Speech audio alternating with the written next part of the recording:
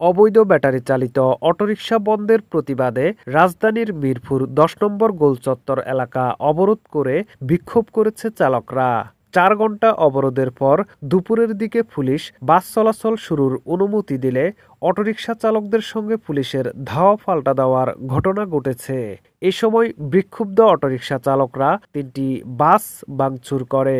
এদিকে সকাল থেকে রাজধানীর ডেমরায় অবৈধ ব্যাটারি চালিত অটোরিকশার চলাচলের দাবিতে বিক্ষোভ ও সড়ক অবরোধ করে চালকরা।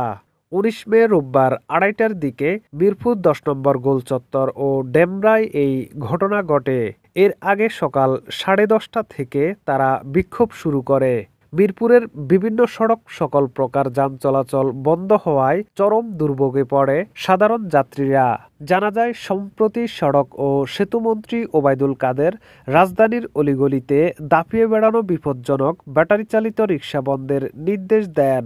এরপর ঢাকা মহানগরীতে ব্যাটারি অথবা মোটর চালিত রিকশা এবং রংচটা জরাজীর্ণ লক্কর-জক্কর মোটরযান চালানো বন্ধ করা না হলে আইনানুগ ব্যবস্থা গ্রহণ করা হবে বলে জানায় বিআরটিএ।